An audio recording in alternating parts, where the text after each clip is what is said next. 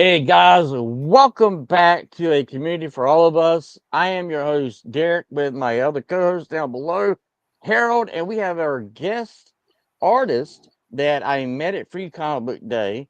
This is Will Chang, and we're going to kind of talk to him a little bit about what he does, how he got involved in it, and then we're going to have a surprise about him in just a little bit about what the future will hold with him and this channel. So, without any delay, hey Harold, how are you doing today?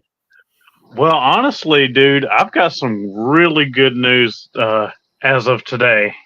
Okay. As of today, I am an officially registered member of the Droidsmith Union. Ooh. Oh, now for people that don't know what that is, tell us a little bit about it, my friend. So you did find Well, I'm excited to hear about this. Go ahead. oh, We'll start you off first. I'm very, very interested. Tell us a little bit about what that is, what it deals with, well, how you got involved in it. the Droidsmith Union is a costuming group on Facebook, and a lot of us, we do mess with our little Galaxy's Edge Droid Depot droids and everything.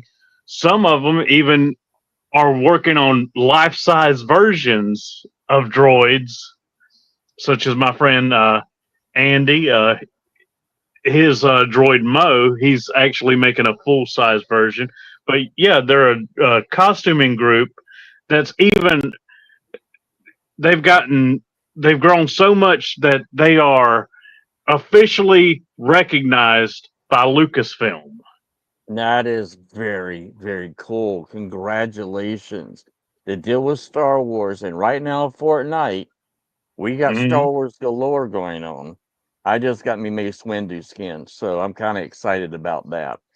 Um, that's pretty cool. So now you're the side that deals with robots and little bots. You're not so much as Transformers as like I am, and we'll find out from Will in a second how much he is. But but you and your wife are big in Star Wars, so this is a huge achievement. Congratulations, my man. Thank you, Congrats. brother. All I right. definitely, I'm not gonna lie, I got a little emotional today. I swear. Well, I We do want to have your friend to be a guest, and I want to get more about that because that's and definitely with you working on the robot you're working on, there's going to now be your what your my mascot. mascot, right? Are you Yes, gonna sir. Nice. like take them around to conventions and stuff like that whenever you get them Oh, ready? I've already started doing that. I was Really? already taking him around setup day at the Lumberton comic toy and hobby show in Really? Lumberton, North Carolina. Yes, sir. Hey, that's great. Nice. That is really cool. Tell everybody that we miss them and sorry we couldn't be there this weekend. So Will much do, brother. and and that's how him and I met was that way. And so tonight's guest is the man that's next to me. This is Will, the man himself, Chang.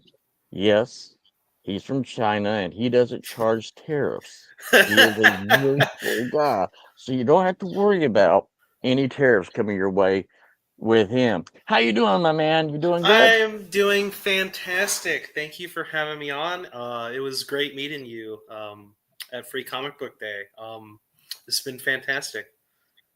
It was. And this man is don't let him fool you. We're gonna find out a little bit about him. Now he has the same love that old Otto here has, and that is Transformers. And what are you doing right now, dealing with the arts and things? What is your big passion that you're actually in, and where are you going to school? So I'm currently attending the Joe Kubert School for Cartoonists, which is basically a school in Dover, New Jersey, which specifically teaches you how to make comic books and that kind of art surrounding that. Um, and we have a bunch of great artists that have worked for Marvel and DC. Like we have, you know. we have Tom Mandrake, creator of characters like Mr. Terrific and you know Martian Manhunter's evil brother Malfaak, I think is his name. You know, Yep. and we got I'm big DC. Yes. we got his wife Jan Dursema's also there, creator of characters like Ayla Secura and stuff like that. And yeah, so I mean, we got a lot of teachers there that just teach us, the fundamentals of making comics and things. Um, but I finally got a chance to work on Transformers in some kind of capacity here with these. I was working for Dynamite, and I have some of these. I'm gonna make your screen bigger. Give me just a second. I've been Um, trading cards for them. there you go. So there you go. Like I've been doing some of these, and I gave you a couple of those, Derek. I gave you one that was officially printed on this, and I gave you like a demo one that doesn't actually have the back, but Oh, it's nah, kind of. I want to show them off. I'm gonna show them off. But this guy did my favorite character, and anyone that knows me knows how much I love Perceptor. I also love Sideswipe and Optimus Prime. And so when I got this, I was like, "Holy crap, man! Look at the detail. Look, he got the personality and everything down, and he is right. It's on the back here, and then, wow." My older brother's going to be jealous because he's in the military, but he Mhm, was also part of the military police. So mhm. this is a character that he likes out of Transformers. So I told him no, he's not getting it. It's staying at my house. I can He can make him an suck it. extra one. It's fine. It's fine. He can suck it. He knows. Um, but yeah, so Joe Kubert School of the Arts. Now, see, when I started out, and it takes me a bit. My wife will have to help me because when I had my stroke, I can't remember names properly, but I was taken under the wing of the artist for Dennis the Menace. Help me out, Nikki. Dennis the Menace. My brain. Yeah, Hamilton, and then I was Marcus Hamilton, and then I went to school at Schultz School of the Arts. Right. That Uh-huh. did for the Peanuts. It's called Charles Schultz. Right. Charles Schultz, yes. Mhm. And so that's where I went, and what I did was, and I got to do it from home because Mhm. it went through that way, and that was a lot of fun. But see, Joe Kubert, though, they train you in style of storyboarding and also pencils, inking, backdrops, Mhm. All that and kind of stuff. Yeah. Yeah. I got lucky to marry an art teacher or art, and Nikki was classically trained as an artist, so she also taught me on how to do some things. Mhm. Now, art is people sometimes will come up and say, "Hey, it's art and it's your talent, but why don't you do it for free?" But Right. there's time in there's time into that stuff, right? I Right. mean, Oh, absolutely. You know what I tell people if I'm drawing something and I sketch something and they'll go, "Wow, you did that so fast. That was amazing." And I'll tell them, you know how long it took me to do that? It took me all my life to draw that because I mean I've been, learning, soaking everything up, my entire life. I mean it's a lot of mental commitment and everything to just keep pushing through and trying to learn new things about like how can I do this better. It's really trial and error, and I've been drawing since I was 5 or something. I've been drawing like Thomas the Tank Engine and crap like that when I was like a little kid. that's so cool because see, for me as a kid, I grew up on Saturday morning cartoons. You had Mhm. G.I. Joe, yeah, Transformers. I love the Silverhawks. So you got G.I. Joe, Silverhawks, Thundercats, and then you had He-Man. Mhm. And my mom said I started drawing, like you said, at a very young age. Um, I got diagnosed with cancer at age 16. So all my stuff, I was very sports driven. Um, I got letters from the defensive coach from the Dallas Cowboys. Mhm.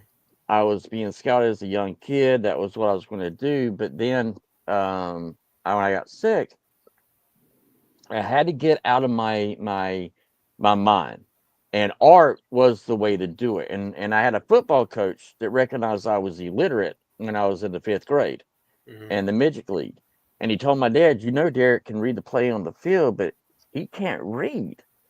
And it was a comic book, Superman, Adventures of Superman, which was known as the Krypton Man's story arc, where he fought against Lobo. And I learned to read from storyboards from a comic book because that's a Mhm. storyboard, and Right. that takes talent. I mean, when you're going into your mindset at Joe Kubert School of the Arts, because you're up in Jersey right now, correct? Right now, I am. Yes. I'm in my And little apartment. Woo. I'm just yeah, alone. I'm so lonely up here. Help. I don't got any of that's my why. South Carolina buddies up here. That's why I need to Oh, be on this podcast. I coop up in my little room for like a week, for like weeks at a time, and I have no social interaction. No, oh but no, man. yeah. Hey, and that and see with and see when I and people don't realize that being an artist, that sometimes is how our mindset is. We Right. kind of close ourselves off to get into that creative bubble. And my wife is a social butterfly. If it was up to me, I would probably just stay home, do my artwork, put it online, be done with it. And but um, with it, uh, art opened up a door for me that I never thought would be possible, and I became an art director. Hmm. And till I had my stroke and my heart issue, but my art, because now I was not the greatest artist, and I'm still not. I love art, but your artwork blows me out of the water. Saw how you were doing stuff and the balancing and the scale of the colors and everything. My wife is color theory; she could do all that. But I remember I worked on a movie, and I worked for free for 23 days. Hmm. I did not get paid a Hmm. paycheck, but it was a stepping stone for me if I did it, and everyone else bailed out. By the 10th to 11th day, the director came up to me and she says, "You're still with us." And I was like, "Oh, I'm in it for the long haul. I'm not going to stop." And I dedicated that time into it. And then if you ever want to look me up, you can go to IMBD page and you can pull up all the stuff that I've worked on and what I was doing on those Hmm. projects. And people don't realize that it's hours. And like what you're doing with Joe Cuber, you might be in your room, but when you're working on stuff, I found out just my wife telling me today that you worked on something that I love, and that's Kaiju 8. Oh yes, Kaiju number 8. I have worked on that. I have done. I worked on episodes. It was one. No, not one. It was 2, 3, 4, 6, 7, 8, 10, and 11. So those are the ones that I worked on. So I worked on most of that show. Explain to me, because that's the side that I didn't do. When I was working as art director, I did storyboard on the Mhm. on the wall, and we set up for the scenes for that day or for that week. Mhm. Um, but you worked on that. Go into some details of what you had to go. You don't, you don't have to release anything, because I know a lot of times companies are like, you can't share everything. But I can talk about some. So I first started. I did not start out with. I did not start at Production IG immediately. So that's Production IG is the studio that made Kaiju number 8. I started at a smaller studio called Bug Films, and they had only done a couple projects at that point. They had done some work on a show called Comey Can't Communicate, and they had okay, worked on a show called Zom 100. Um, and I know Oh that. man, I yeah, love and that. I love so that I show. I started working on that one. I started working on that show. I did a little bit of work for them, and I got the job because they we're hiring anybody. they were like, we're out of money. We just need to hire someone cheap. So I was like, hey, baby, I'm You're like, here. They're like, we're looking for people graduating, or graduates or people that are graduating soon. I was like, I'm graduating in like a year. And they're like, good enough. We'll hire anybody. And that's luckily, awesome. the Joe Kubert School had changed their curriculum recently. They had an animation class, and they don't have it anymore. But I had a Okay. couple years of it, and that had taught me enough to kind of just get my foot in the door. And if I look at some of the shots I did in Zom 100, it's a bit embarrassing. It's a little bit embarrassing, but Uh, if you I see some of had my early stuff, yeah, mine very embarrassing. You see a lot of my early stuff. yeah, exactly. I think all artists are like that, but Yeah. I started branching out into a few other uh, places, and some of the guys over at Bug Films were like, "Hey, we're doing some background work in Kaiju number 8," and I was like, "Okay, sure, I'll do that." I had no idea. Like, I don't know. I didn't know what the hell that was, but I was like, all right, yeah, sure. And it turns out I really liked it. I did some research. When you work on a project like this, you do want to kind of research it. And I had bought a couple of the comics out and about, and I had read them, and I was like, this is pretty good. So I got pretty into it, and I hope I did the comic readers justice. Oh, you did. You did. Nikki was telling me so. Yesterday I went and binge watched. So it's funny. I got up to that 8th episode because I had Crunchyroll Mm-hmm. and also have was it High dive. High Dive? Yes. Mm-hmm. So I'm huge in manga, and I that to me when I was going in there, and Nikki's like, well, I don't know which ones he actually did or not. And I was like, it don't matter. The boy worked on it. I'm gonna hold him up I on can that send pedestal. you like a list later after Okay. we record this. I'll send you a list of shows I've worked on. Oh, nice. Yeah. So yeah, I started kind of recently. It was this December 2023, so a little over a year now. Yeah, uh, but yeah, I've been working.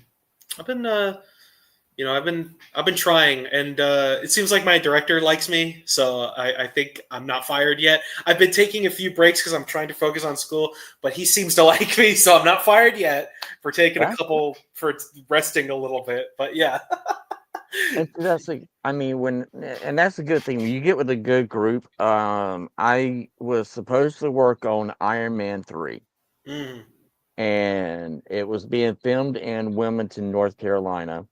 My wife's family's beach house was right next to where the set was going to be, and I was supposed to do that, and that's when I had my first issue with my yeah, heart, hmm and I missed the whole production of Iron Man, but the group I worked with kept my job open, and I was able to jump on other projects. I got to work on Homeland for Showtime and oh Fox, yeah, and that's hmm yes, and they left. And if you ever see that, if you see the CIA headquarters, that's what I helped do and build.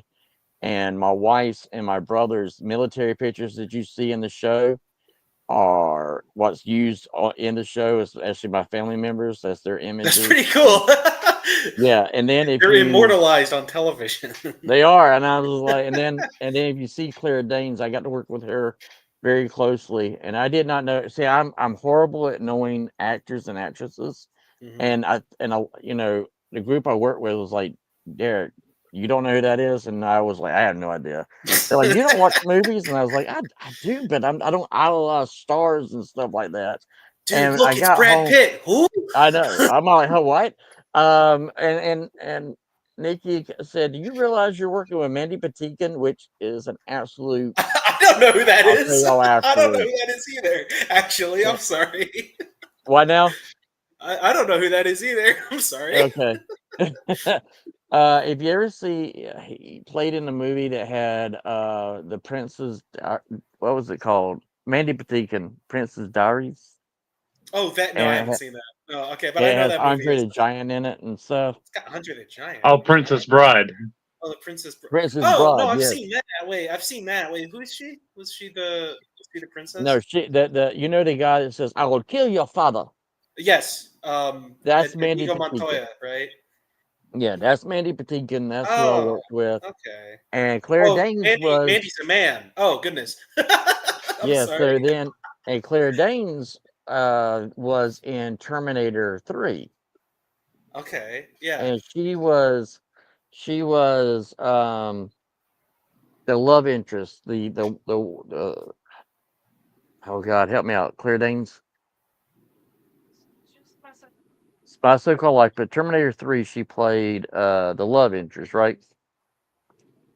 To and so I didn't know who she was. We got along great. I got to help when she was going to do be at the Oscars, the red dress that she wore. The art team that I worked Mhm. with helped with that and stuff. And so the group that you work with, that's good to have a director and people that like what you do because they Mhm. will keep that door open.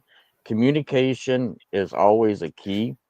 Mhm. Um, but what right now has been so far your favorite project that you've been able to, whatever you can share, has been your favorite thing you've done so far?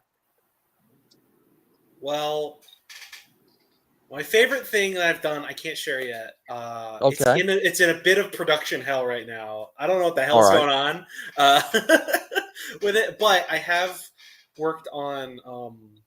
I have gotten a job also as a storyboarder for David Productions, and they're doing JoJo's Bizarre Adventure, and I love JoJo. Yeah, JoJo, one of my first loves. I got an entire mural on my wall over there of JoJo panels, just like that's so cool. behind this camera.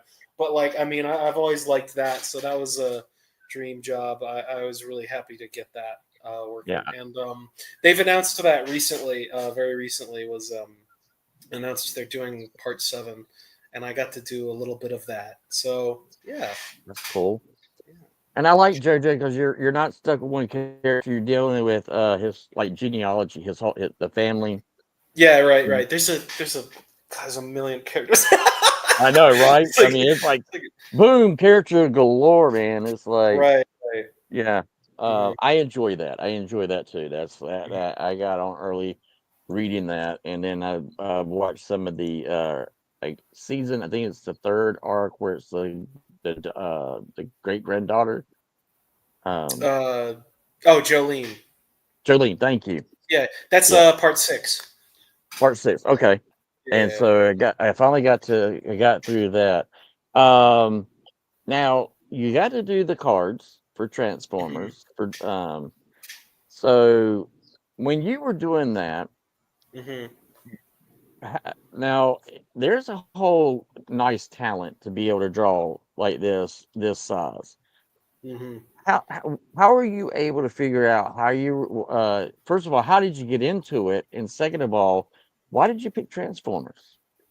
Like, how'd I get the job, or How did you get into so how did you at the Kubert School, they have job placements, and so my teacher Fernando Ruiz, who's a regular artist on Archie, he's currently doing the Jay and Silent Bob meets I know Archie. who He's yeah, yeah, yeah. He's oh my god, I'm a huge Archie. yeah, yeah. Fernando Um, Ruiz, he's a great guy. He's really nice. Uh, he's Lord have mercy. I gotta wait, fandom. I gotta breathe for a second. Good yeah. God, that is awesome. He's a really nice guy. He has some connections with Dynamite Entertainment, the people that publish the cards. And And he was saying, "Oh, we need Transformers fans to do these cards." They were like, "They need them done yesterday," and I was like, "I'm Transformers fans." So I was like, "I got to do that." So I just sent them a bunch of just like fan art that I have done in the past. I drew Transformers all the time. I still do whenever I can. Like whenever I can shove them into an assignment or something, I'll try to do Transformers. But I was like, I sent them that and I was like, hey, I really am a huge Transformers fan. I would like to, I'd really like to do it. And I got the job like instantly. It was Wow. very cathartic. Because I had recently I'd been made fun of for drawing Transformers so much. Um, I remember like one time that sticks out in my mind is that I was drawing a piece based on the '86 movie, and Oh, okay. it was something like Optimus, like pointing, and then Rodimus was like holding the Matrix or something like that. It was a big piece, and everybody was like, "Oh, you're never gonna finish it. Why don't you draw something cool like Mega Man?" And I was like, oddly specific, but ouch. Um, but that had happened recently, so it was really cathartic to like get a job doing Transformers cards. I didn't get paid for them much, but it was, it's a step in the door for the It's a comics step in the door. industry. I like doing animation, but I mean, I think my real passion is for things like comics and posters and stuff like that. I really enjoy doing illustrations like that. I may talk to you later about because what we like to do, our company has always been Bitter Tea Media, Hmm. and we always like to get artists to do like covers Hmm. and pay people to do that. So I don't know if you are familiar with the artist Kritsi Zulu. I don't believe so. If you look up, she did stuff for Fables. Oh, okay. She I've seen does, Fables. Yeah, yeah. and she's done it. She was here in Charlotte, North Carolina, Hmm. and we're real good friends. And Hmm. um, she did a cover for one of our books, and she was at San Diego Comic Con. And she calls my wife. It was like 4 o'clock in the morning, and she's like, "I am so sorry, but I need to have something that shows that I've been published."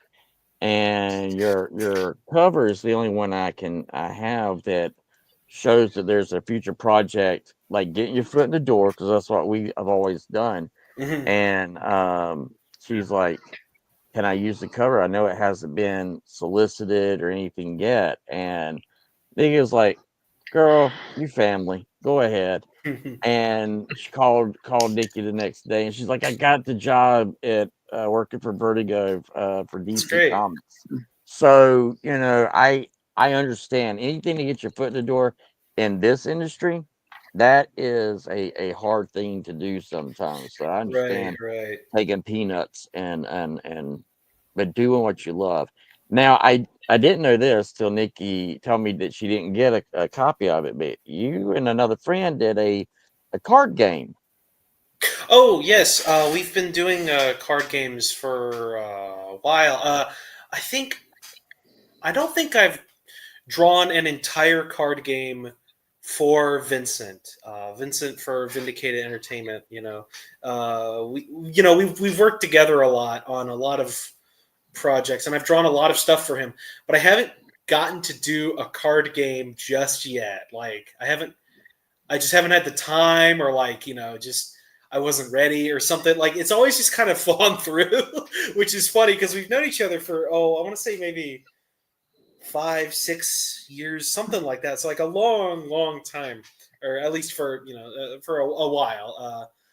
We've known each other for a while, but I haven't done a card game exactly yet for him. But I want to, and we're going to when I graduate. That's something that I'm definitely going to do. But yeah, Well, in anything that you do, let me know because I'll definitely purchase it because I love your artwork. of course, Um, I've done a lot of prints, like posters and stuff. I did a lot of them for him, but not a card game specifically. that's pretty.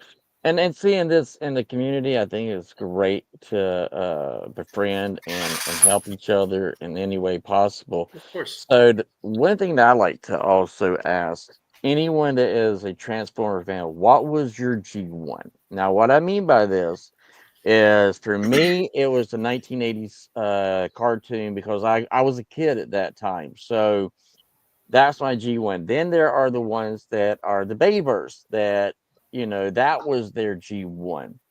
My wife, her G1 is Beast Wars. Even though we're the same age, she didn't really get into that, but she loves animals, creatures that goes to Star Right, Wars right, or right. anything, Pokemon.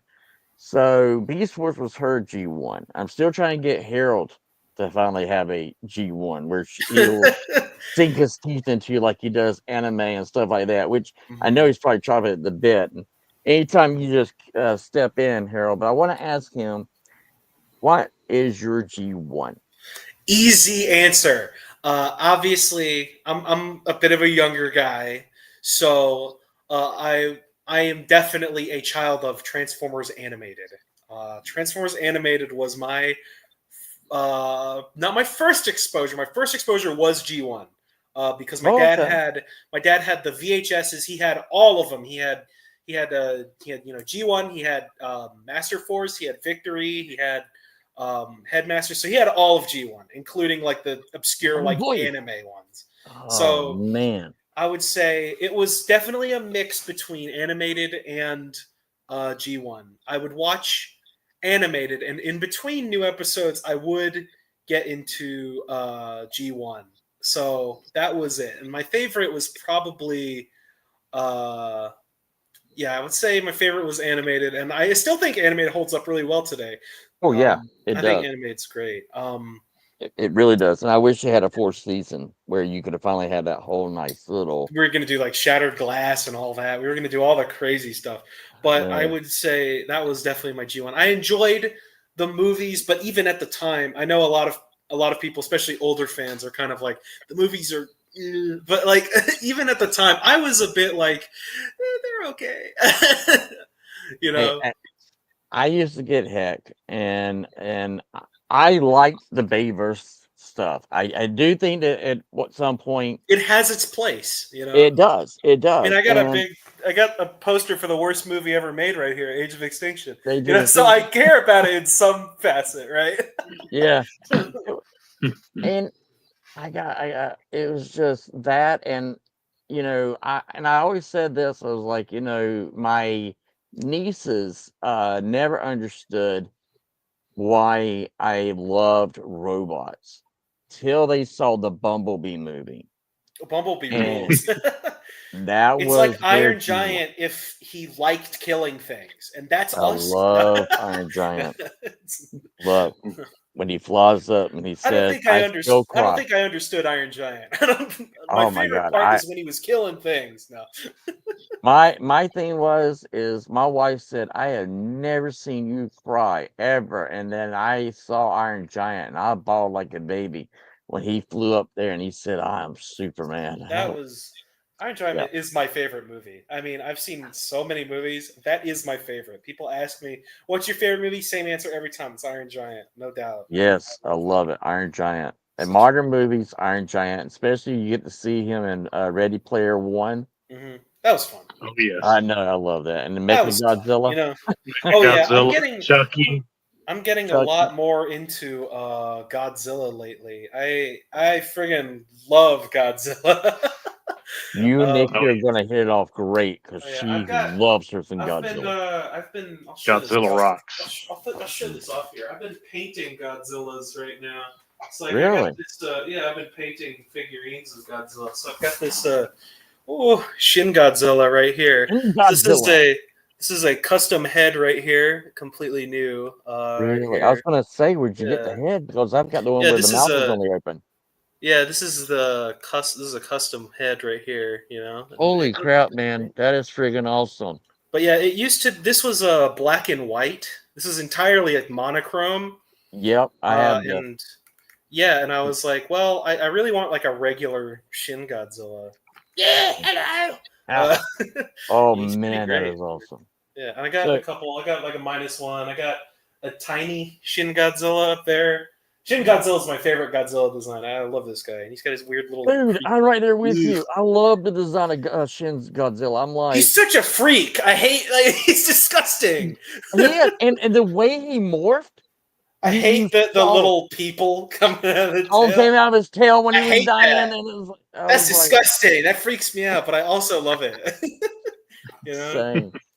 So Harold, I know Harold is the nicest guy, and he will sit quietly, even though he wants to chime in. I try to tell him chime in anytime, I'd love to hear but from you, Harold, yeah, man. he likes to. He's a very respectful, greatest guy. I hope to have y'all two get to meet each other in person. Harold, Mhm. he talked about anime and stuff like that, so I know you're chomping at the bit to ask some questions. What do you want to ask him? Uh, well, after hearing you worked on Zom 100, that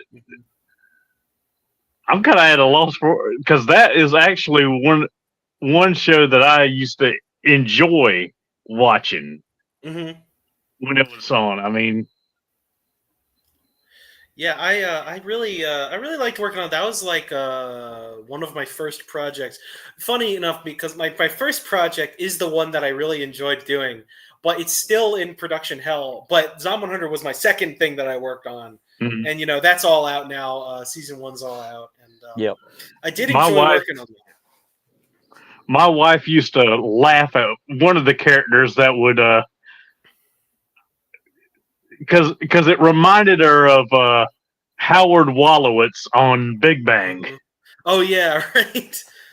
Yeah, I had a lot of fun doing Zom 100. It was definitely more challenging than anything I had done because the character designs are very complicated. Like characters like Mhm. Beatrice, she's got all this like armor on, especially like Armor. on her Yep. lower half, and like that was really hard to draw because we didn't. I hadn't worked with we didn't work with CGI for that. Okay. That was all drawn, and I was like, I gotta draw this like over and over again, all Oh, this I was gonna stuff. ask. I was gonna ask because I never hear about that because um when I was working in the movies and stuff, I was called a dinosaur Hmm. because I pencil and ink everything. Hmm. And then Nikki does all the digital and stuff because I never touched a computer till I got Right, married. right. My family just didn't have them.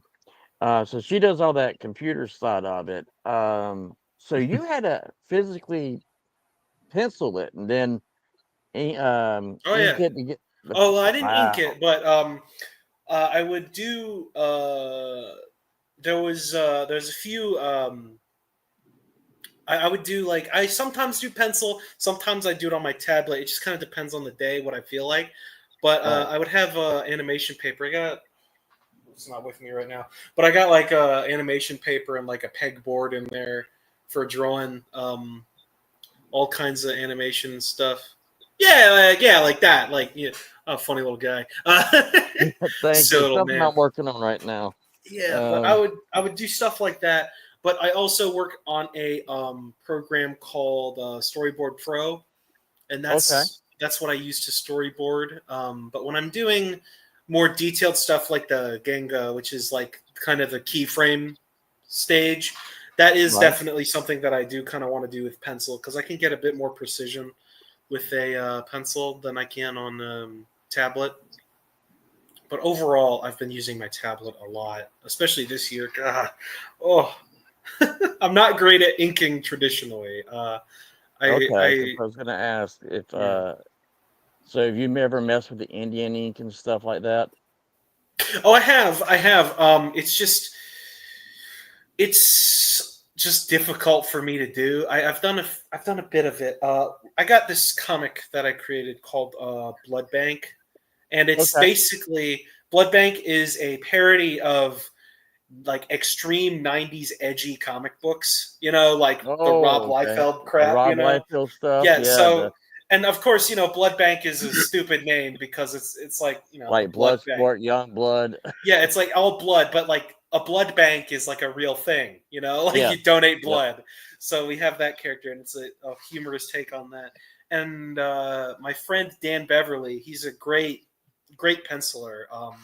He pencils that, and I ink it. And I remember in the beginning, I really wanted to try and do the traditional stuff like Indian ink and stuff like that, and that was really tough, and he was like, maybe you should just do it on. That's my impression of him. Maybe you should just do it on tablet. And I was and I was like, yeah, probably. But I'll send you some of those comics that I've worked on. I wrote most of them. Like I wrote basically all of them. I haven't drawn as many as Dan has, I don't think. But I did ink a lot of them, and I wrote most of them. But yeah, so inking definitely not my strong suit, I wouldn't say, but I am pretty confident in penciling and stuff like that. Yeah. Oh, that's really cool, because that was something that, like, Nikki, if I can get her to do it, Nikki is a lot better pencil than I am, and I like to ink. I saw some of her stuff at Free Comic Book Day. It looked great. Oh yeah, Little frog drawings, little guys. I know, and I'm like, I tell her all the time, like, you really should do more of that, because Nikki actually still has sculpture and other stuff. Where she went to school is UNCG, and so she did welding and stuff like that. That's what she did. Her uncle was a welder, and so that was her forum. And her line work has always amazed me. And I'm like, I mean, Nikki has really taught me, because I was self-taught, but Nikki taught me one thing, that giving yourself a time, like a time frame. I gotta have this done by this time, and sticking to that. That was the only reason why I got picked over other artists whenever I was starting out, was I was fast and I stayed focused. If I had a deadline that was given to me, I made sure I didn't miss it. And that's hard to do. And as a college student, I'm amazed that you've been able to do a lot of stuff that you're doing. That means that you've got to be, gear oriented and sticking with the time frame. And yeah, well, that's my secret. I'm not. I'm Really? screwed. So I'm like, I am definitely having a bit of a hectic time, like juggling all this stuff. I am constantly like at least like once every 2 days. I'm like, I'm so screwed, man. Like, at least once every 2 days. I've been catching up. The year's almost over. I only got like a week and a half left of this school. I mean, today's Friday, so week's over. Oh, really? I was going to ask how long you have. Yeah. So, hey, more time for podcasting, right? There you go. But yeah. So, what do you want to do when you graduate, though? What's the are you want to start doing traditional comic books, like maybe do Transformers for Skybound, stuff like that? Skybound, Transformers, dream job. I mean, I would just die if that happened. Even if I could do like a fill-in issue about, like, I don't know, Wind Charger's back pain or something. If I could do anything, like, even if it was the most like minuscule thing for Skybound Transformers comics, I mean, I would take that job immediately. But right now, I am not getting as many jobs, for comics that pay that well. And for animation, I don't live in Japan right now, so obviously, it doesn't pay as it does. It's not like a livable kind of thing. So I am just gonna have to get like a job at like Walmart or something after I graduate. But I mean, hey, I'm gonna I'm just gonna keep going. I'm pretty happy with my circumstances right now. I'm still going. I'm not going to quit art or anything just because I need to get a different job. I'm still going to do all this, fun stuff. I mean, yeah. Well, Nikki said I went for art, but I did it where I could be a teacher, so I wouldn't be a starving artist. If I didn't have Nikki being my my sugar mama, I definitely would have been a starving artist, because it's very hard. That's one of the things that we've always wanted to do, because no one ever gave me a chance to, because it was very, back whenever I started, it was very niche, and it was hard to get your foot in the door to do anything. And I'd always said that if I ever was able to get there, and I still want, my dream is to still do a cover for any of the big companies that I could. Cover work, a dream of mine. Yeah, just any type of cover. That would be like the thing for me is that, you know, if that were to happen. And Mhm. but one thing that I did was is we started the website. We had some issues dealing with trolls and stuff like that. Mhm. So we're now having to reformat and redo everything from there. But one thing I told myself, and maybe I could share some of my old man wisdom, is uh, even if you're working at a Walmart or a McDonald's, cause see, for me, that's what I was doing. I was doing Mhm. these odd jobs to do what I wanted, which was in film. And we started doing the comic strip, and before we knew it, we had 14 volumes of the comic strip that got published. Mhm. And then health wise, I had to kind of back off for a while. And then we have a new book that's going to be coming out where I found a new passion, which is dealing with Bigfoot and Mhm. the Yeti, Mhm. and hearing people's stories. And then I'll share with y'all on another things that's in the book. I don't want to give too much away, but Are you a something that believer? I experienced that Mhm. definitely changed me from being impossible to okay. Mhm. Now we got to All reassess right. Well, no everything. spoilers. No spoilers. No spoilers, but yeah, but the book I got where it's actually first-hand account and from people. And so one thing I say is that do what you love, stick Yeah. with it. Even if you're doing odd jobs, keep with the grind. And if you do find a company like a direct, like you're saying, that likes what you're doing and wants to keep you on, I say do it till you get burnout. Mhm. Never stick with something if it's going to take away your joy. Right. Always hold on to your joy. Um, and but I don't think you'll have a problem finding a job. Now, speaking of that, on the other hand, dealing with comic books, there's a big change coming since Diamond and all this other stuff. There's a big change that's kind of happening, and I think it's going to turn out to be for the best. Mhm. I think you're going to see things start to change, and I think hopefully that's going to open up more doors for people. Um, and you said you've already done your own with your own story, blood bank. Blood bank. Yep. Um, now, do you think about wanting to do that as a career? Because I mean, a friend of ours, Thomas Boatwright, he he was like you, got started and had all these things coming into the thing, and then he just got so burnt out. Do you think that this would be something that you could do and enjoy doing it for a long period of time? I do. Me and Dan. We have another friend named Sebastian, and he's great help too. But it's mostly me and Dan doing all the planning and such. I found out that I have a really passionate for writing, and I've been writing all these blood bank stories, and he's been drawing them, and we think Blood Bank started as like a joke character. We did like a few strips for like an assignment in Mike Chen's class, who was a guy that worked for Marvel in the 80s. And we did a few assignments for him in his humor class. And, it kind of spiraled in our second year of school.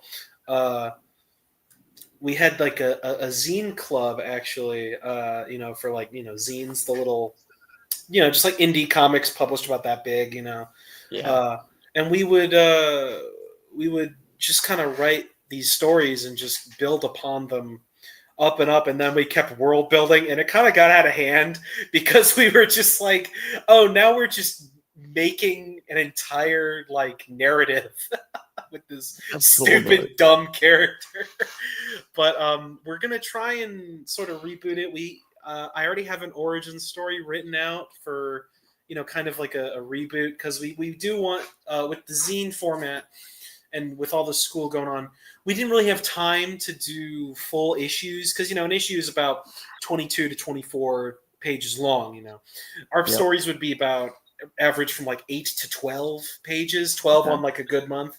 But we wanted to do more, so we're thinking about, this year, sometime in the late summer, doing a Kickstarter for Blood Bank to try and just, get it done, just try and get it out there, because, we put a lot of work into it. I mean, we've probably got some like 200 pages or something of it done. Like, we've done a lot of stuff Okay. with, Blood Bank.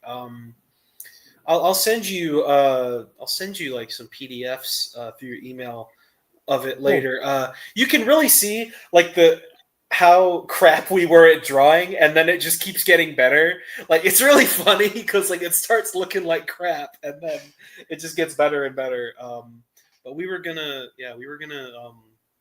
not going to continue doing that, because in humor class the joke was that it was a four issue limited series, and then it gets canceled before the fourth one. So that was the joke.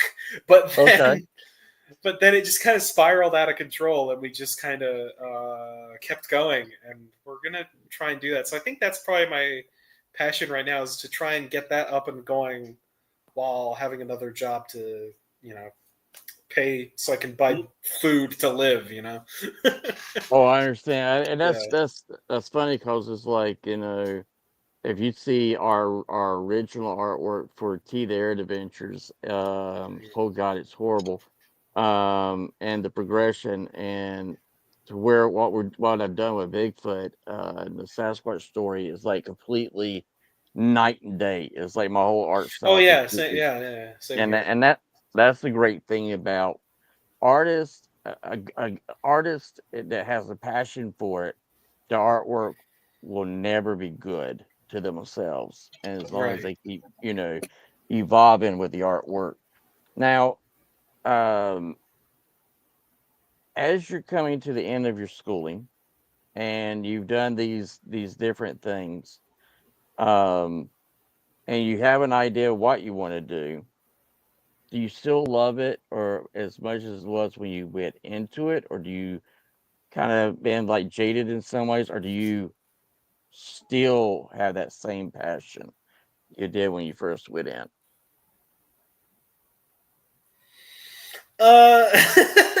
That's a tough one. I love drawing. I will never stop drawing, ever. I will never stop drawing. I think sometimes, though, I think it's to do with the environment of the school. It's not the school like staff or anything. All I've been taught a incalculable amount of information, and I've improved a tremendous amount over school. So the school is fantastic. There's just a lot of idiots that are really annoying.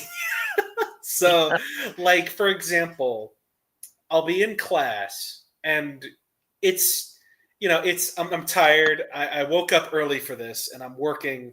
I want to work because I'm behind on some stuff, and I have to draw for like 7 hours that day. Okay, like 7 hours straight. I just have to work. I want quiet. I want some quiet. But there's people that are just kind of goofing off and being loud and stuff like that. And it's like, I think that environment has kind of made me a little bit sour. Not on the concept of drawing itself, because I love drawing. I mean, but I do get worn out a lot easier in an environment like that, I think, when I'm drawing. Because I can relate. Yeah, because I will be like on the weekends, I can have quiet time, because I live alone. I can have quiet time, but then like when I want to draw, I'm just like, oh, I'm not good at drawing. Like sometimes I just forget how to draw. I would argue on your cards, I kind of was not good at drawing that day. I would argue, but I mean, yeah, that's beautiful. I love it. I could do better on in a very quiet environment, I would say. But I digress. But But yeah, I think I need a very specific environment to work in. Like this environment, I think is very conductive because like I talk with a lot of friends when I'm drawing at night. Like I'll draw at night, and I'll be in a call, much like we are. Right. And it'll be easy to draw in like an environment like this. Maybe someday we could do like a drawing stream or something. Who knows? I'd be game for that. But I yeah, like that. I will but steal yeah, I Harold's mean, shirt. He's got the Jawas on his shirt. And I trust me, I can relate. oh, I love Yeah. that.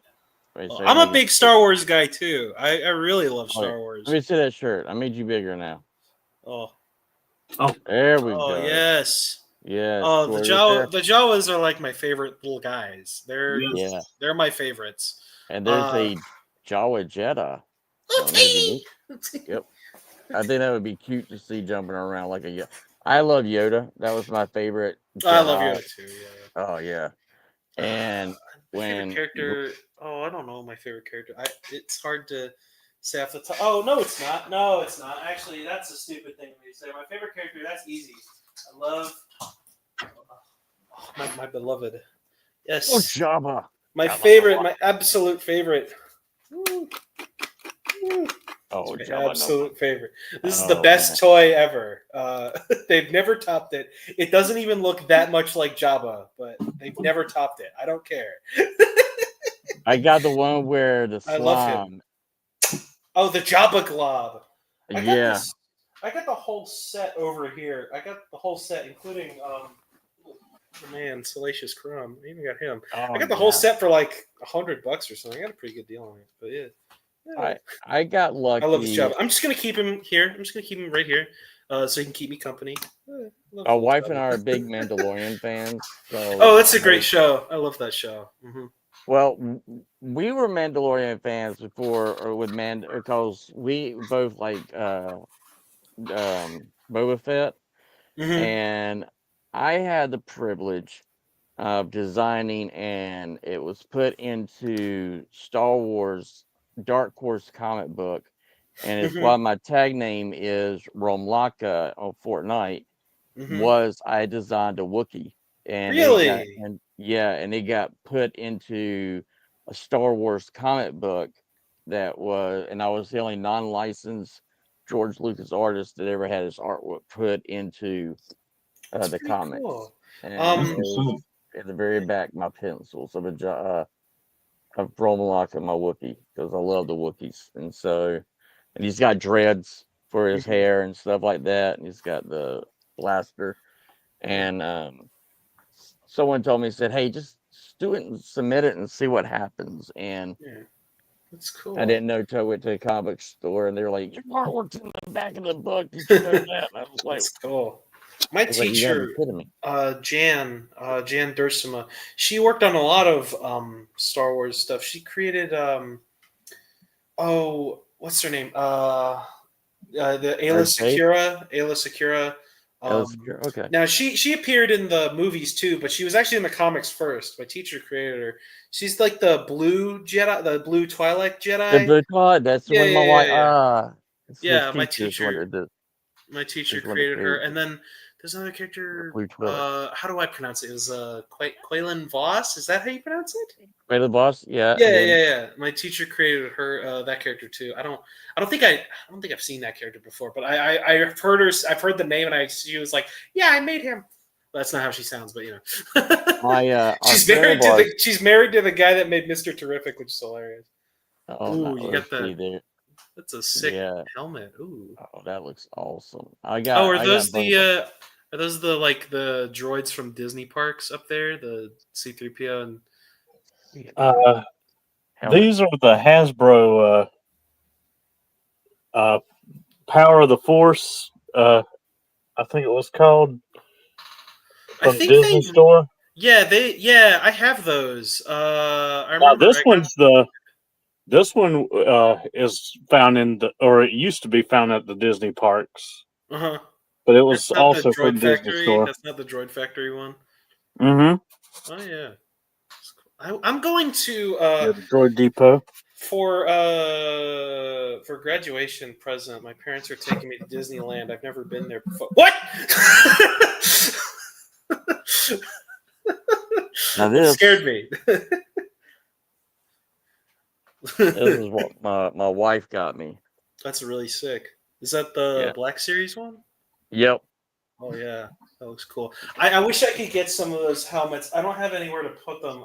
I'm like, this is a small apartment. I'm surprised I could even get a shelf in here. Oh, I love it. I love the Transformers back there. Now we're going to talk a little bit about Transformers, and since I wasn't able to get my art, my thumbnails together Mhm, because we had audio issues because my mic decided to die on me. mhm. Harold, when we did our podcast, and I had to cut it short because of that thunderstorm. Apparently it destroyed my mic, so Some kind of that dog that's yapping why you outside had. my door. Jesus, what's going on out there? Oh, something crazy going on outside. Sorry, go ahead. Sorry. Oh, you're fine. And then I love so. My wife and I are huge Star Wars fans, and we were going to. Oh no, I forget that you could hit the button on the side. The little thing comes down. Oh, that's sick. Yeah, and so my wife and I were going to do Star Wars for our wedding, and we felt like people would not relate to it, but we are huge Star Wars nuts, and um, so a friend of ours, Corella Belchek, um, Karina, I always say her name wrong. She's going to hit me if she sees me. She created.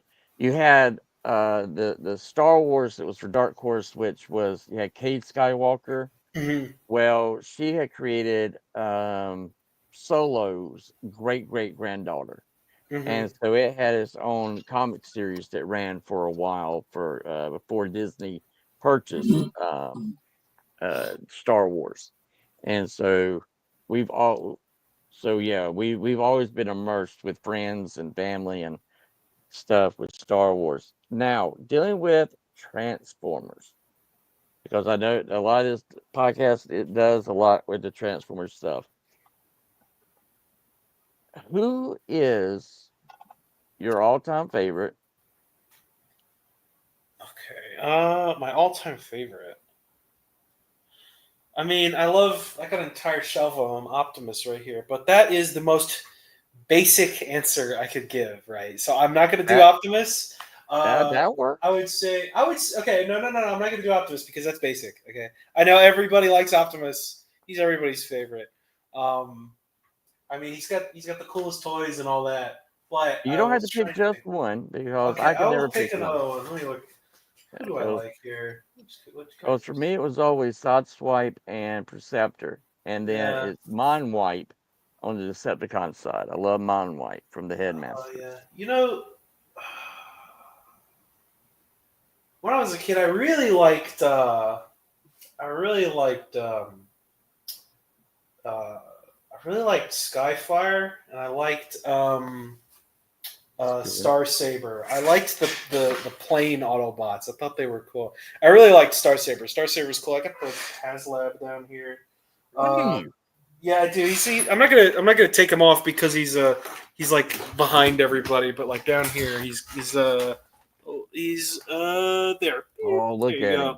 Oh, He's on my like. This is like my season 2 shelf, like my movie and some Japanese nice. friends. I even got like Death's Head back here from the Yeah. Marvel Legends or whatever. Yeah. Yeah, I got some of them. Yeah. Look at Yeah, Lord. I always enjoyed them. I like them. I like yeah, I would say Star Saber and yeah, Ultra Magnus. I liked Ultra Magnus a lot too, actually. I really There you liked go. Ultra Magnus. He's like ultimate space cop. He's really cool. Yes. He's like ultimate space 1980s beat cop. And I'm like, that's neat. Okay. Now, and the funny thing is that Ultra Magnus is one of my favorites, and a friend of ours, Billy, and I hope he has this show that he does. It's called The Forge. His favorite character is Hot Rod or Oh Rodimus, yeah. and Nikki's is too. And I hated Hot Rod. Oh, I like Hot Rod. Because I was like, you're the one that calls Optimus to die. Yeah. Oh, that's a good one. Let me see. This is my favorite Ultra Magnus toy. Everybody kind of overlooks this one. This one's really cool. I really like That's it. a good one. This is definitely an older one. This is the third Combined. party upgrade. This is Oh, the upgrade kit. yeah, Okay. this is the Classics Optimus. You can see he's like back here. The Yeah. Classics Ultra Magnus. It's like the white Optimus Prime that came with Skywarp, and then it's got Albino. the albino Prime, and it's got No. the third party upgrade. I always That's liked cool. this one. That one is cool, and I used to say that, and then my wife convinced me that here's how you got to view for Hot Rod. Mhm. As he was a kid, and as kids we do stupid stuff, and we don't understand the consequences. And in the end of it, he got a responsibility that he had to learn Mhm. how to be a better person, and in that made me go back and rewatch not only the movie, but it made me go back and rewatch the cartoons. And then when they were just done in Japan, rewatch those and go, wow, you were so right. He always was learning, and Ultra Magnus was like that older father figure that Mhm. kind of like knew he was the prime, but he recognized that he needed help along the way. Yeah, there was something inside Hot Rod that Ultra Magnus didn't really have. Ultra Yes. Magnus was never meant to he was like Be a never prime. meant to be the prime, but that's okay because Ultra Magnus does things his own way and he still gets stuff done, but he's not a prime, and that's It's what not a makes prime. that's what I think makes their relationship interesting, is I agree. because Ultra Magnus is overall wiser and I would say probably strong, but he just doesn't got the touch. He doesn't got the power. Hot Rod Yeah. does, yeah. Yeah, and that's what just, and when you go back and you relook at it from that side, it's Mhm. like, wow. And the storytelling that with, and a lot of people don't realize, is that the storytelling with Transformers are so deep.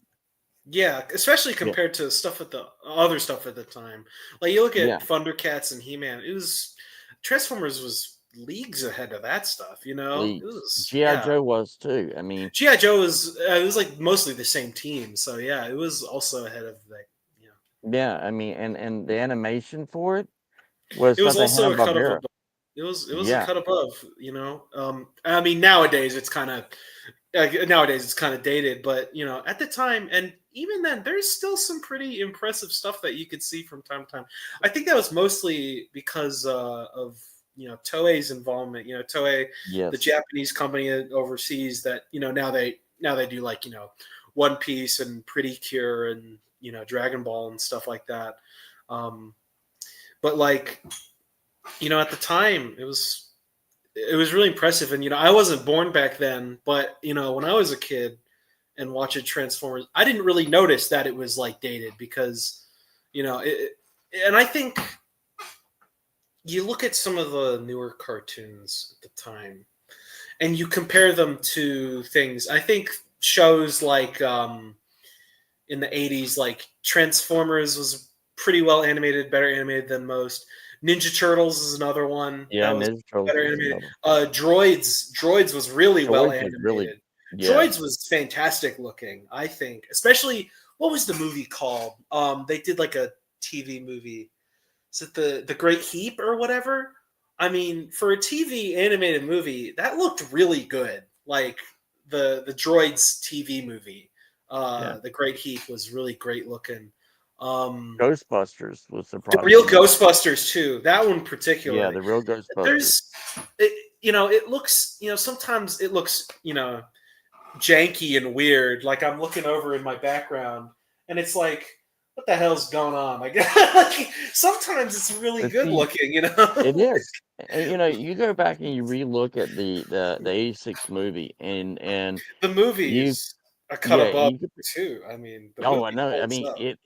it by far holds up. It's Like, no, and Akira, but like it's pretty good. It's yeah, sometimes some scenes, they don't look much better than the cartoon, especially season one. I think season one looked the best out of all the yes, season Transformers one. seasons because I think The that was best. the one that like most had the most to do with Toei.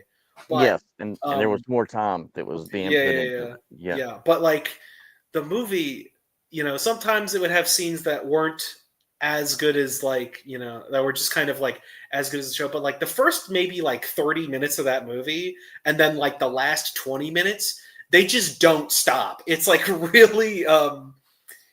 really well animated. I It's the I same, love that movie.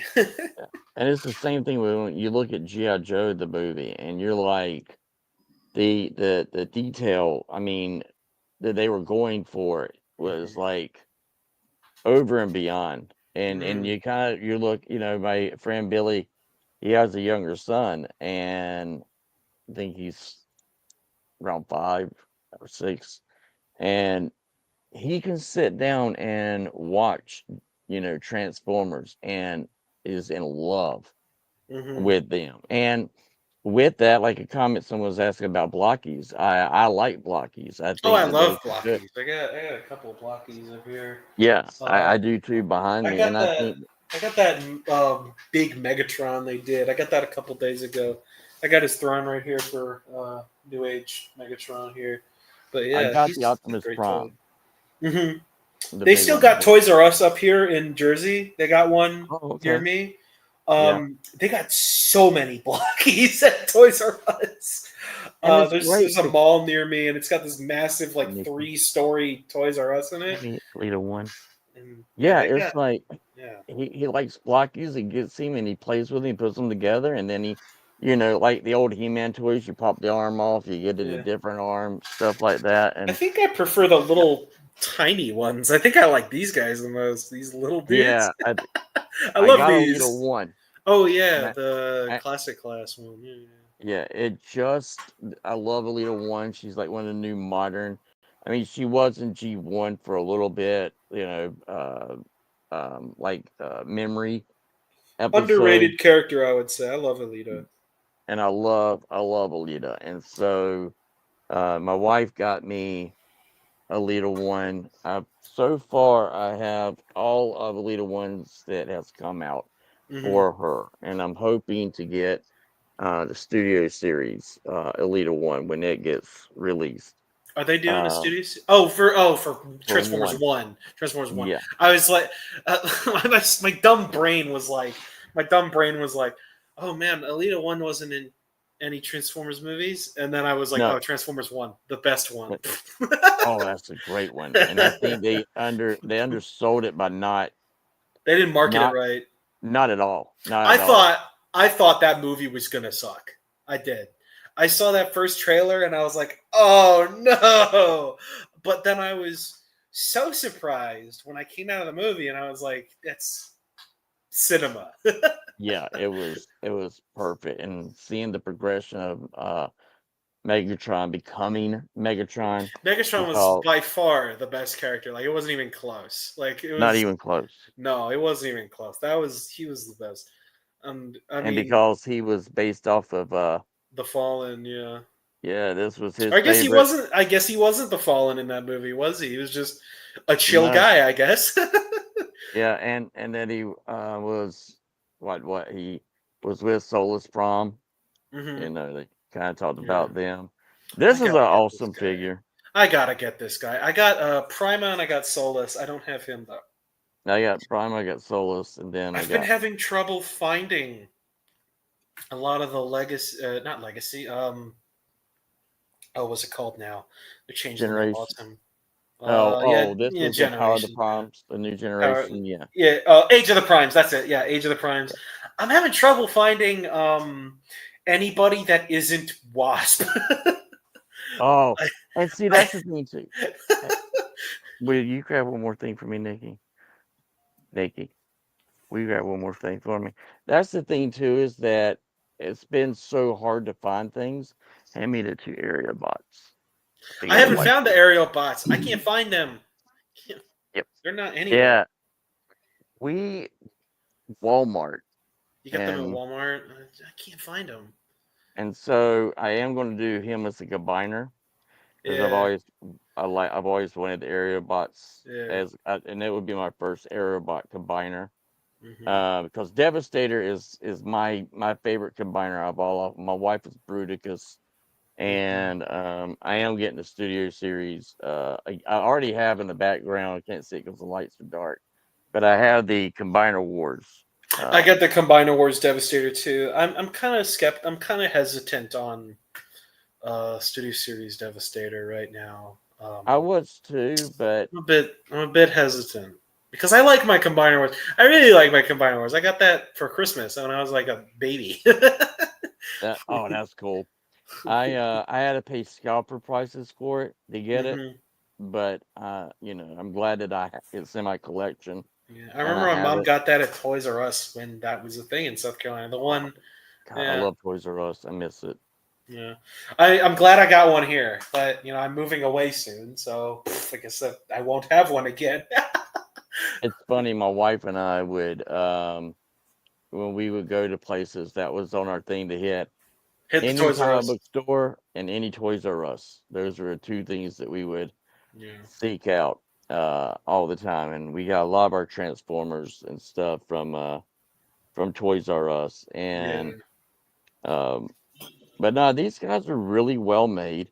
I got Solus Prime that I'm going to do a review on, and then I'm going to do one on Megatronus, and I'm going to do his review. Mm-hmm. And then I won from Patriot Prime. I won the toy hacks. So Nick is Hey. going to Go. do the toy hacks. Yeah, I got a couple toy hacks. I got I definitely got one for this. Let me see if I can pick them up without knocking anybody over.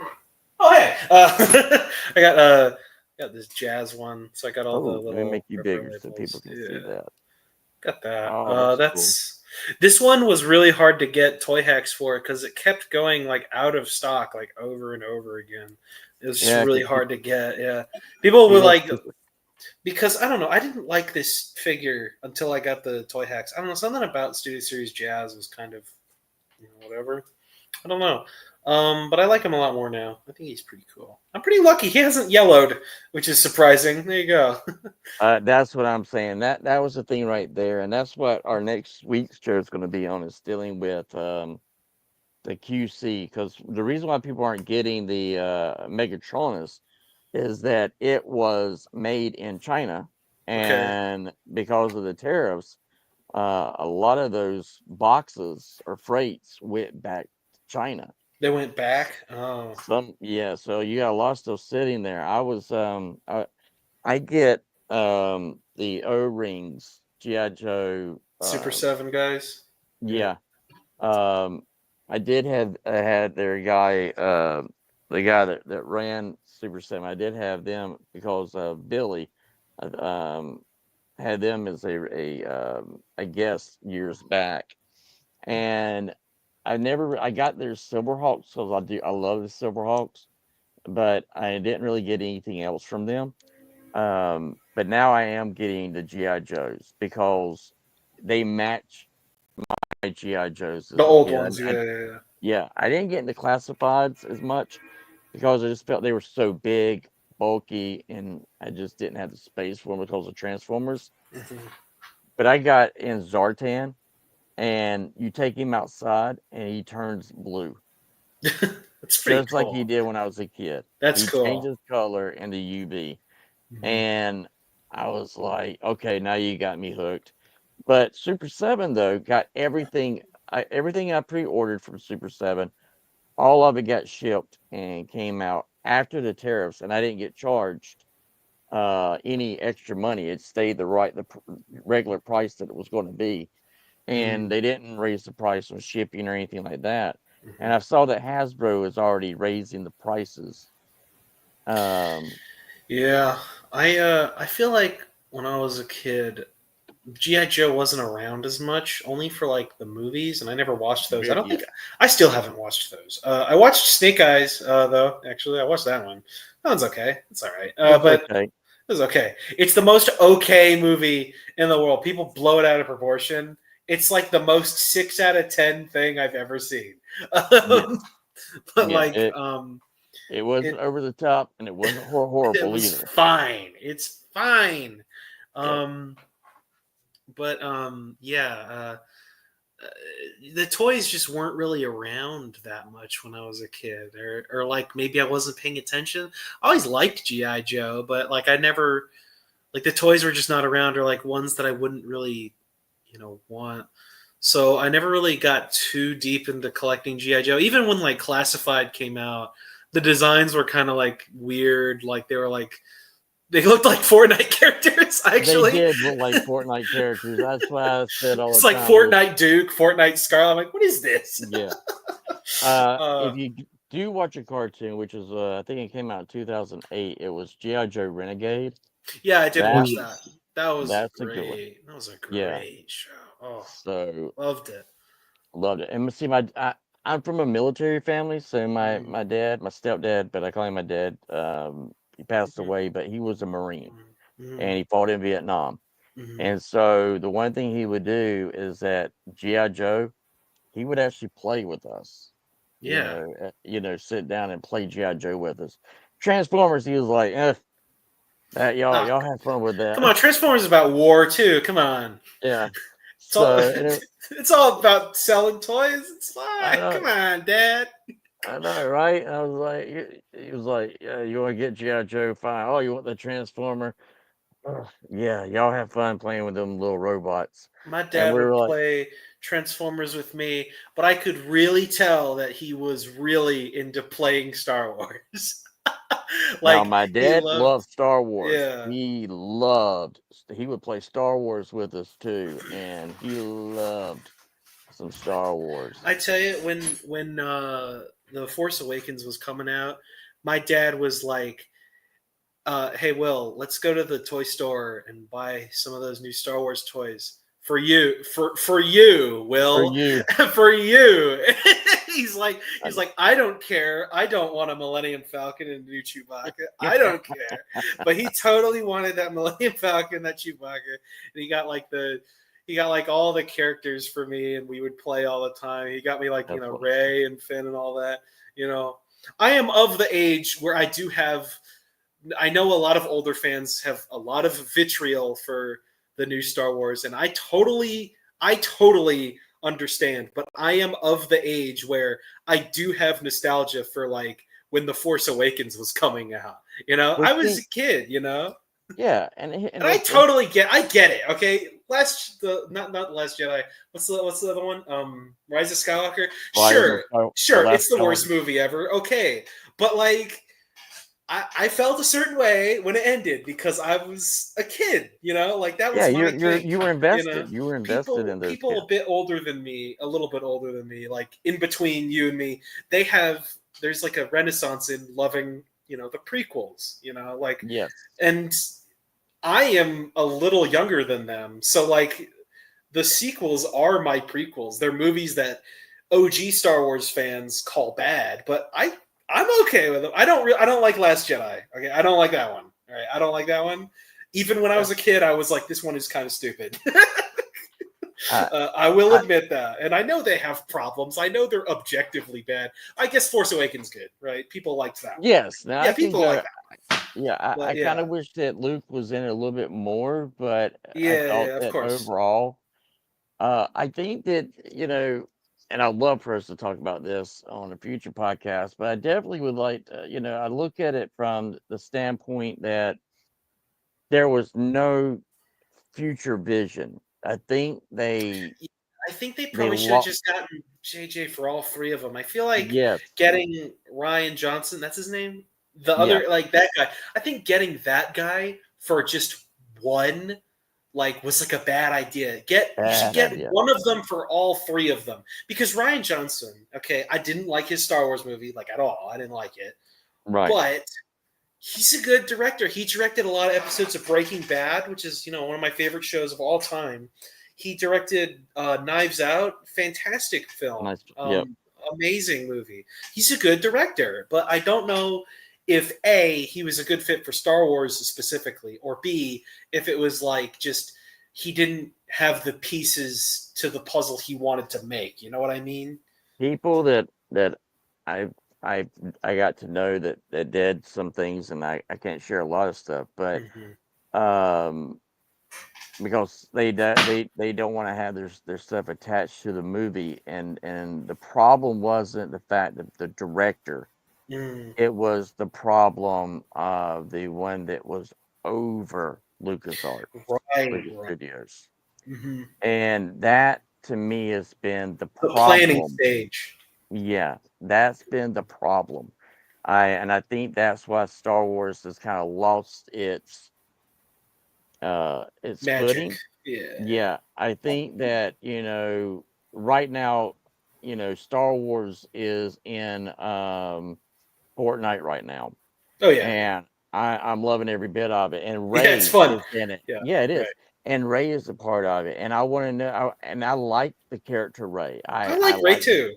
yeah, I was like, I would have loved for her to be in like Luke's daughter, Hmm. and him be like, whenever, and I think that was the part of the vision is that, uh, my wife and I grew up. We stayed with Star Wars where you had Mara Jade, and you had the twins, and my wife is a twin, and Hmm. her brother, she has a twin brother, and so Mara Jade being Jason and Jana's master, that she came from the dark side and fell in love with Luke, and they, with that nuance, that story arc had been established, and I think that People they got even, attached to that in the yeah, absence of films. yeah, People.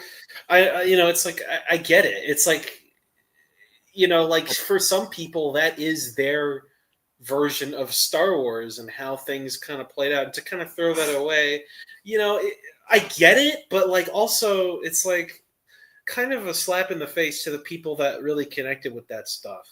well, JJ said that his plan was for her to be his daughter, Hmm.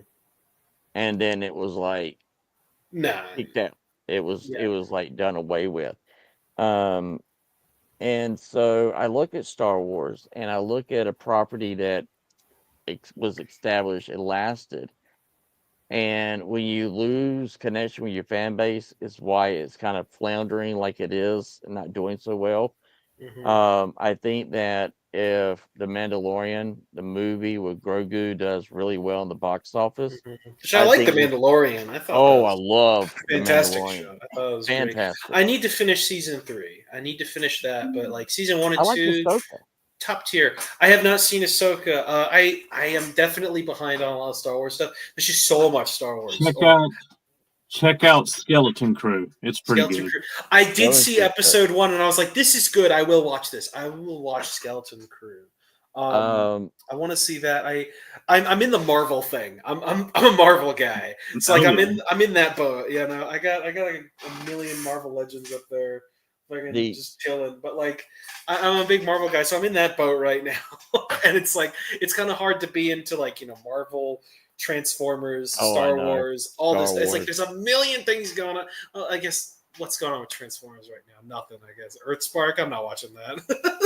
Well, I Season know that I didn't like season. I got like halfway through season 2, and I was like, "This is not that good." And then I I stopped. didn't like it either. I like season I 1 I, of Earthspark. I didn't season 2. I don't I know. got into season 2, and I was like, I think the yeah, writers became stupid or something. Like I don't well, it's know. like brain dumb or something. I'm I don't like, know. It was for you got little kids to Megatron as a film. good guy. Let's establish that story. Why, he has Yeah. decided, and Season I 1 feel was like, good. I yeah, was happy with it, but then season 2, I don't know. But anyway, but like Star Wars, I need to stop, get off my lazy ass and just watch TV. Which is, if my grandma heard me saying that, I think she'd have a heart attack. heart Uh, attack. I Yeah, need my to grandma. stop being lazy and watch more TV. I for me right now, there's been for Star Wars, the only thing that I mean, other than what I'm getting from Fortnite, the only thing that I'm looking forward to is a comic book The wise comic books are is good. I've read a few. The Poe Dameron comic, I read that. That was now I surprisingly like interesting. I it was like, is hey, and who knew to that find out Poe there's a Dameron would trader be a within his cool group, guy, yeah, right? Yeah. and that he has a trader within his group, which then Mhm. you kind of figure out Yeah. the backstory between the movies. I am looking forward to Dark Horse is going to be doing a Star Wars, and it's going to be a horror book. Mm. I am interested, and it deals more with the Sith because I love Vader. As Yeah, I a love kid, Vader too. Yeah. seeing Darth Vader on the screen, everybody else was scared, and I was like, "Holy crap! Who is Vader this is so guy?" cool. I mean, still, even to this day, when I'm watching like Kenobi, there's Yeah, something magic about seeing Darth Vader just walk. He I'm like, is grab he oh, is some of like that the ultimate racism. if badass. if Sorry, as if far as villains. yeah, if there's something Disney understands, it's Darth Vader. Like they Yes. get it. Disney, they've really, Darth Vader. Over the years, he's kind of been portrayed as like, oh, he's a goofy guy. He's in this car commercial. Buy this sedan. Like all this Oh, I stuff. know. But Yeah. like Disney made Darth Vader scary again, and I think that's really interesting. When I saw Rogue One, that scene at the Oh end my when he's in the god. hallway, oh my god, Yes. Oh whoa, my like god. that was crazy, and he like Rogue One is crushes my that guy's favorite. windpipe and smashes him in the ceiling, and then cuts him in half. Out of all the Crazy. Star Wars stuff that's come out for movie wise, Rogue One Rogue One is is the my best favorite. movie I think that they did. Rogue And One, and, I and I would love say. Alderaan. I love how they're, dealing Hmm. with that. I know I haven't gotten to the second season yet, but right now if you play Fortnite and you do the watch party, you can still watch the brand new two The episodes new the cartoon, yeah, of interest. And I'm like, yeah, finally. yeah. I didn't want you to be dead. I loved her as a character. I was I like, like Asajj Ventress. I think she's cool. yeah. I liked her in Um, the. I liked her. You remember the like Gendy Tartakovsky cartoon that came out? Like Gendy Tartakovsky, the guy that did Samurai Jack. yes, That. yes, Primal. yeah. Yeah, Clone Uh, Wars. Yeah, they. That's not confusing at all. Um, no, but I really liked that one. I liked I that loved cartoon. I them. think that's what she first appeared in, right? It was like the It 2D was, animated. Yeah.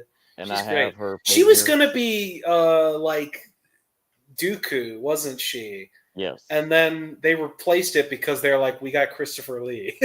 So, I know. I mean, Okay. fair, right? It's Christopher Lee. Yeah, but man, I gotta tell you, it just, Star Wars has the ability to bounce back. I Mhm. really believe that it has I the think it ability to does. bounce back.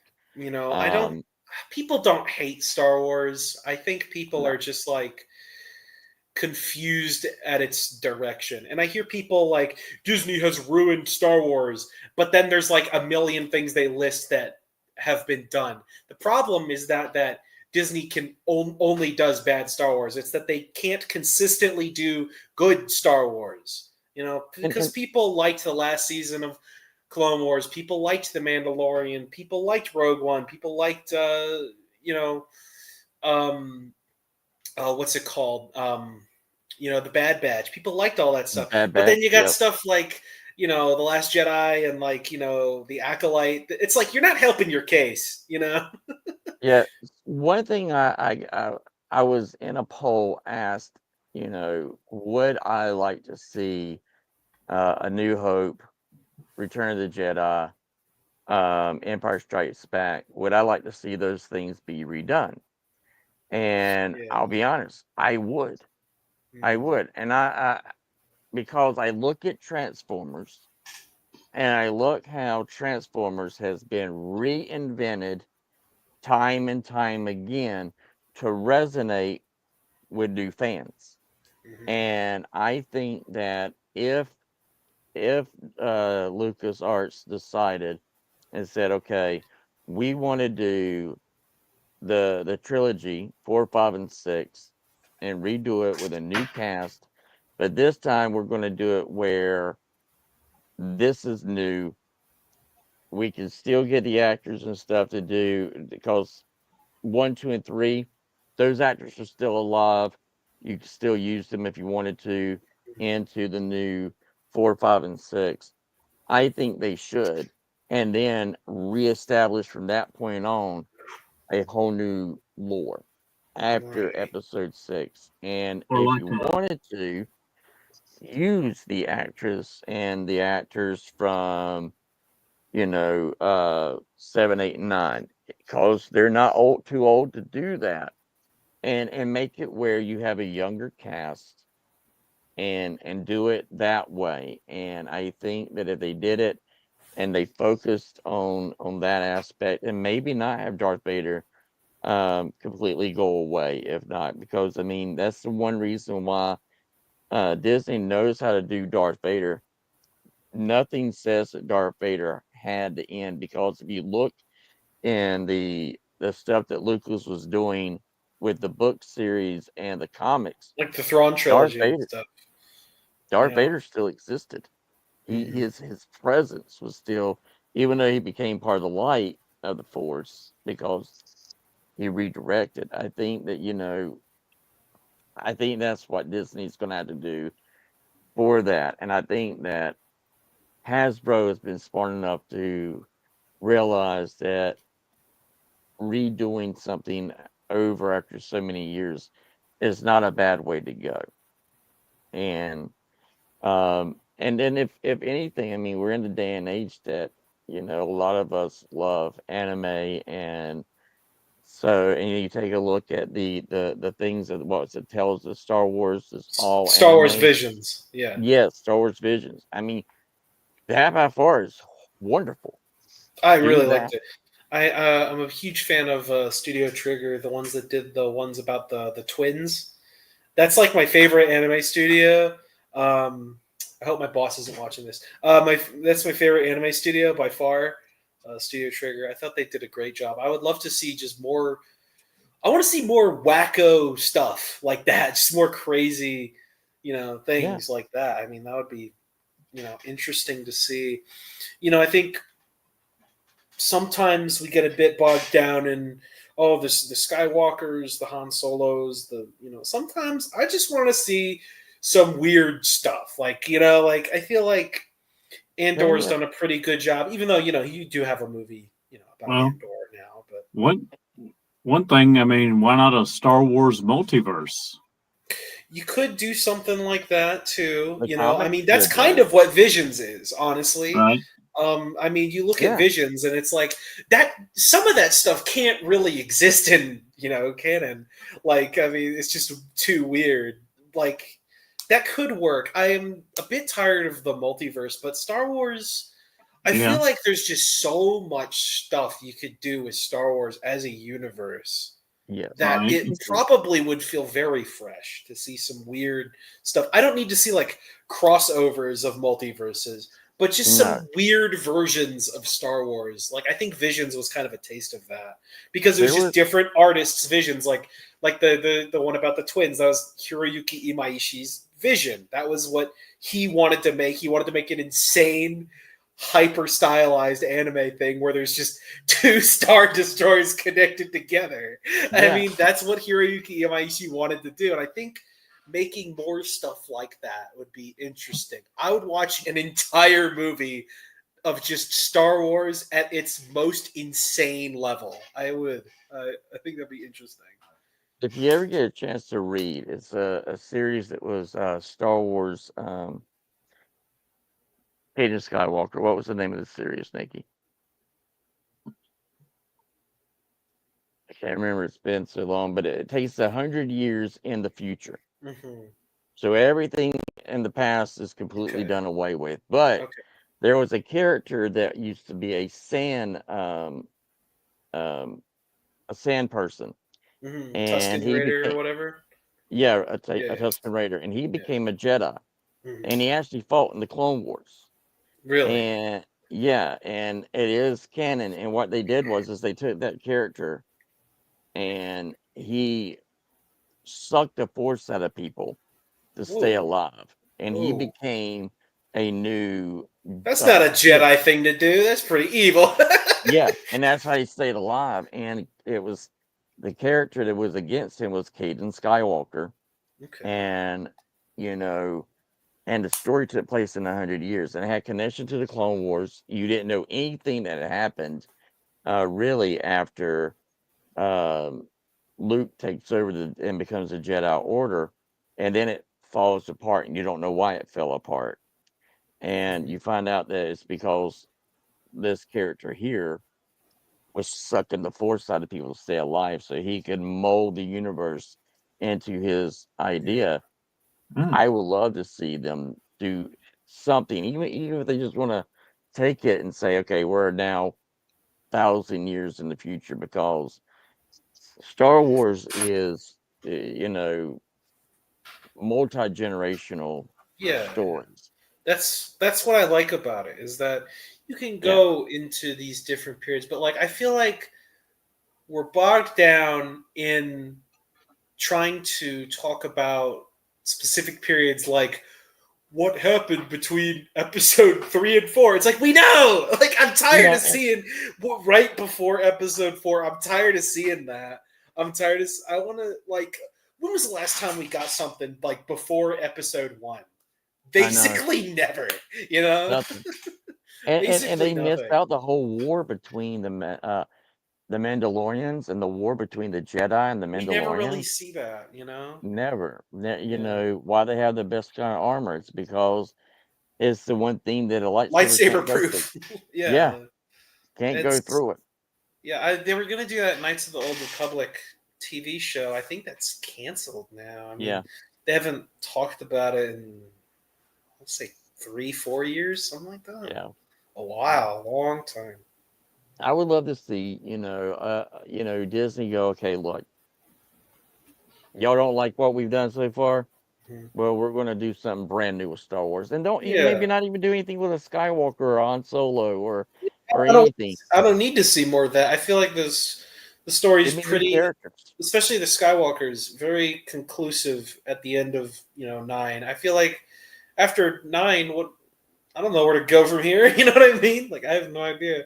Even you could argue even after 6, like I feel Hmm. like that's a pretty great ending. I love that original trilogy. That's like my favorite. I'd say we still haven't even gotten better than that, and it's like, I mean, it's hard to yeah, but like we haven't gotten anything as inventive as those. It feels like Yeah, every one of the original trilogy, those 3, every single movie like added to the universe, and it was like it expanded the world more, and it was like a completely different experience. Like I know exactly what happened in which movie. It's like the one with Cloud Cities, that's the second one, stuff like that. But then like you get the prequels, and it's like I don't know. Was Django in the third one? Was Grievous in the second one? Like I don't really know, and it's like I feel like we haven't gotten anything as unique as the first 3, like that just stand apart from each other as a series. I I don't know if think you that, guys feel the same way about that. no, I do. I feel completely that way. It says, um, that's why for me, for Star Wars, I would love to see them do something. I mean, it's a galaxy far, far away. Hmm. Well, the galaxy is not You just can do wrapped around anything. You Tatooine can do to, anything, and we keep going back to like 5 different desert planets. yeah, you don't, I mean, It's- you have, I will, they haven't even touched what's on the other side of the galaxy that they don't know about, what about a different? Can we go to a different galaxy? Yeah, What I the mean, hell is that like? I, Like yeah, I mean, I would love to see where you don't have anything that deals with a Jedi Order. You have where yeah. you could do a story where you have two friends that recognize they have these abilities. They don't know really what they are, but Hmm. then you could see one going down the path of what would be a Jedi, one going down the path of what would be a Sith, and you find out it's from their home life is what makes Hmm. them choose the path to go down. Yeah. I would love to That, see that. that sounds really interesting. That'd be an interesting concept for some kind of project, I think. Yeah, that is something I would dream to have done or see, or even throw my 2 cents in to see it happen. Yeah. Um, but it's the thing is that it's one of the things that I have problems with Transformers is I feel like I don't need to see Optimus, Megatron, Starscream, Right, right. Soundwave. I feel that way sometimes too. As much as I love those characters, it's Oh like yeah, I do sometimes want to see some other, characters. It's just it feels like whenever they try to do that, they make it as kiddie as possible. Like which is I know. strange because like they're like, oh, only the only time adults will watch a Transformers thing is if it's hitting them in the nostalgia bone, and it's like, nah, I want to see some new stuff, like, One you know. thing is that getting to know this community and a lot of the people that's in the community, you start to realize that we're all saying the same thing. We want something new.